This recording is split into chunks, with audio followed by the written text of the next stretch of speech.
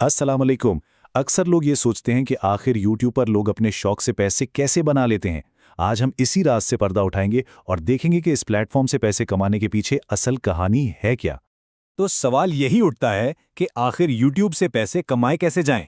खास तौर पर नए क्रिएटर्स के लिए ये पूरा मामला एक फुलबुलैया जैसा लगता है, लेकिन फिक्र की कोई बात नहीं। आज हम इसे बिल्कुल आसान लफ्जों में स्टेप बाय स्टेप समझेंगे। तो सबसे पहले एक बहुत बड़ी गलतफहमी को दूर करते हैं। ज्यादातर लोग समझते हैं कि YouTube से पैसा कमाना शायद कोई जादू है, लेकिन हकीकत बिल्कुल अलग है। ये जादू नहीं, बल्कि एक पूरा सिस्टम है। और जब कोई चीज सिस्टम होती है तो उसके कुछ उसूल होते हैं जिन्हें समझना बहुत जरूरी है। इस पूरी चीज को समझने के लिए हम इसे 6 हिस्सों में देखेंगे।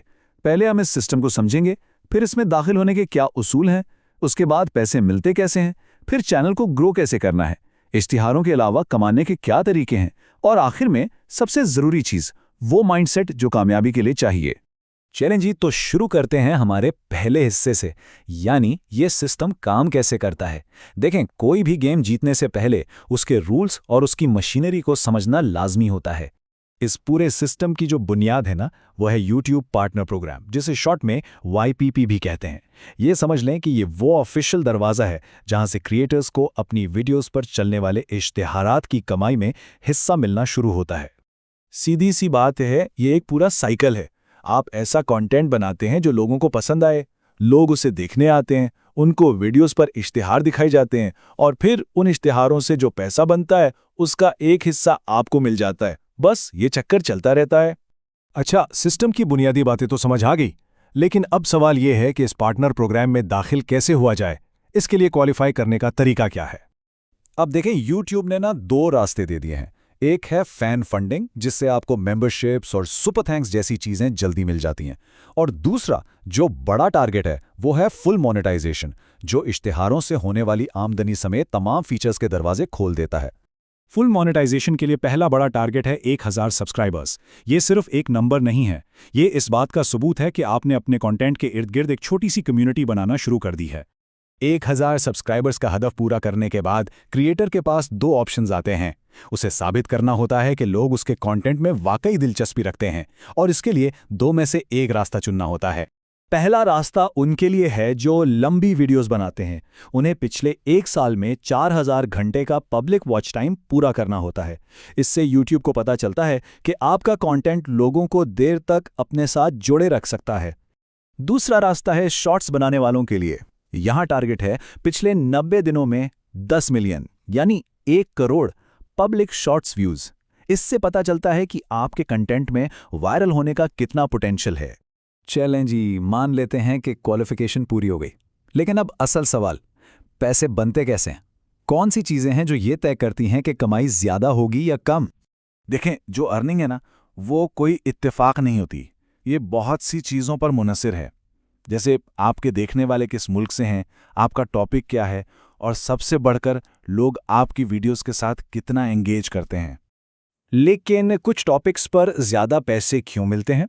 इसका जवाब इस कहावत में है, इकोनॉमिक्स हमेशा पर्दे के पीछे छुपी होती है। मतलब जहां एडवर्टाइजर्स को लगता है कि देखने वाला शायद कोई चीज़ खरीद लेगा, जैसे फाइनेंस या टेक्नोलॉजी के टॉपिक्स में, वो वहां ज्यादा पैसे देने को तैयार होते हैं। अच्छा, तो अब हम रूल्स की दुनिया से निकलकर स्ट्रेटजी की दुनिया में कदम रखते हैं। मतलब ये है कि YouTube के ग्रोथ एल्गोरिदम को कैसे समझा जाए ताकि अपने टारगेट्स तक तेजी से पहुंचा जा सके। तेजी से आगे बढ़ने के लिए ये कुछ बुनियादी स्ट्रैटेजीज हैं। एक खास टॉपिक पर फोकस करें ताकि एल्गोरिदम आपके चैनल को समझ सके। अच्छे थंबनेल्स और टाइटल्स लोगों को क्लिक करने पर मजबूर करते हैं, लेकिन सबसे अहम यह है कि आप देखने वालों का कोई मसला हल करें ताकि वो बार बार वापस आएं। एक बात हमेशा याद रखें, YouTube का एल्गोरिदम किसी का दोस्त या दुश्मन नहीं है। वो सिर्फ डेटा की ज़बान समझता है। जैसा कि इस कॉल में कहा गया है, सर्द, रियाजियाती और खूबसूरत। एल्गोरिदम सिर्फ उन वीडियोस को आगे बढ़ाता है जो लोगों को प्लेटफॉर्म पर रोके रखती हैं। हमारा अगला पड़ाव है इश्तिहारों से होने वाली कमाई से आगे देखना, क्योंकि जो कामयाब क्रिएटर्स होते हैं वो कभी भी आमदनी के सिर्फ एक जरिए पर भरोसा नहीं करते। YouTube की मोनेटाइजेशन का इंतजार किए बगैर भी पैसे कमाए जा सकते हैं।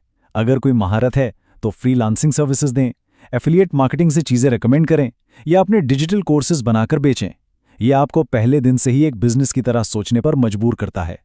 और अब हम पहुंच गए हैं अपने आखिरी और शायद सबसे अहम हिस्से पर। आपकी सोच, आपका माइंडसेट। इस काम को एक बिजनेस समझना, ना कि सिर्फ एक शौक। ये स्लाइड पूरी कहानी एक ही बार में बता देती है। अगर इसे एक शौक की तरह करेंगे तो ये आपको एक शौक जितना ही पैसा देगा, लेकिन अगर इसे एक बिजनेस की तरह संजीदगी से लेंगे तो ये एक बिजनेस जितना मुनाफा देने की सलाहियत भी रखता है। सारा खेल अप्रोच का है। आखिर में इस ताकतवर बात को हमेशा याद रखें, मुस्तकिल मिजाजी टैलेंट को हरा देती है और स्ट्रैटेजी किस्मत को हरा देती है। YouTube कोई लॉटरी नहीं है, ये वक्त के साथ एक डिजिटल असासा बनाने का नाम है।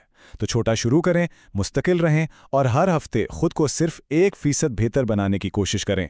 अब सवाल सिर्फ ये है, क्या ये असासा बनाने के लिए आप तैयार हैं?